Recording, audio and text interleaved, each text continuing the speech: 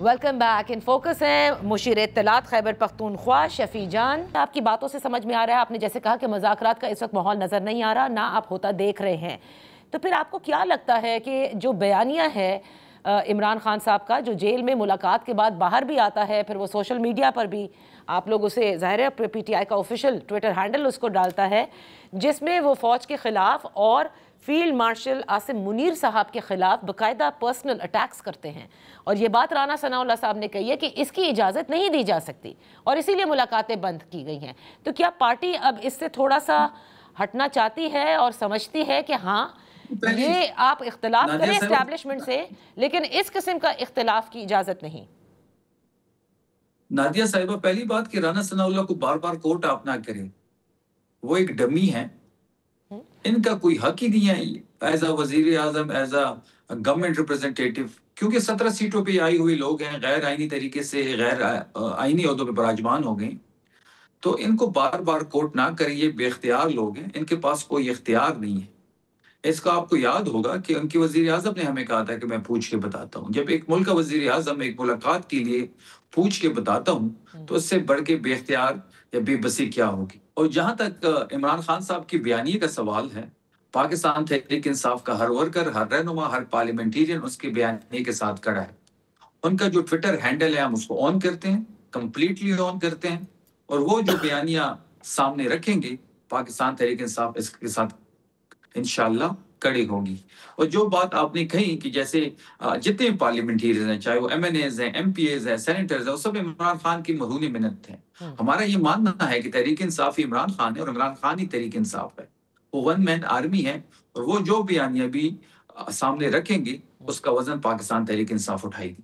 اچھا، تو آخر میں آپ سے یہ جاننا چاہوں گی کہ کیونکہ اب تو سہیل آفریدی صاحب کی کنڈکٹ کی تعریف ہوئی ہے، عطا تارڑ صاحب جو کہ ترجمان ہیں موجودہ حکومت کے، انہوں نے کہا، انہوں نے ایک طرح سے ان کو مثبت طور پر لیا ہے سہیل آفریدی صاحب کے اب کنڈکٹ کو. تو کیا سمجھا جائے کہ وہ جو خطرہ منڈلا رہا تھا کہ خیبر پختونخوا میں گورنر راج لگایا جا سکتا ہے، وہ اب خطرہ ٹل چکا ہے؟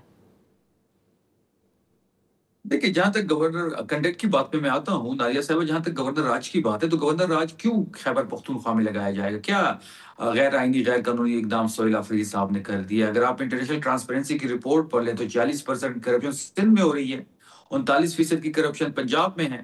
سب سے کرپٹ ادارہ پاکستان کا پنجاب پولیس ہے. آئی ایم ایف کی 5300 ارب کی کرپشن تو وفاق نے کی ہے.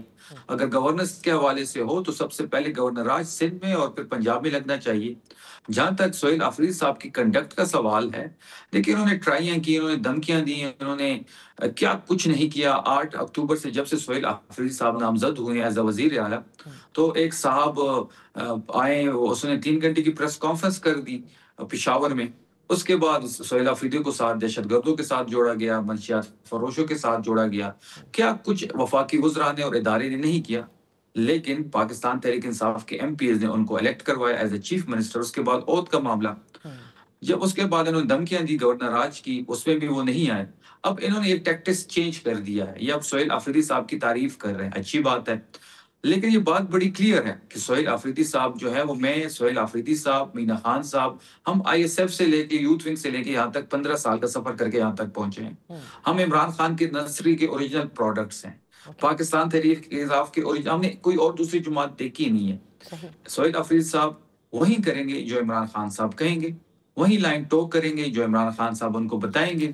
جو عمران خان صاحب کہیں گے وہ من و ان تسلیم کیا جائے گا. اس میں کوئی دوسری رائے نہیں ہے. یہ جو بھی کہیں، جو بھی کہتے رہیں، لائن ایک ہی ہے، وہ عمران خان. بہت بہت شکریہ شفیع جان صاحب. ود اس آن دا شو. اسی کے ساتھ پروگرام کا وقت ختم ہوتا ہے. کل تک کے لیے اجازت دیجیے. اللہ حافظ.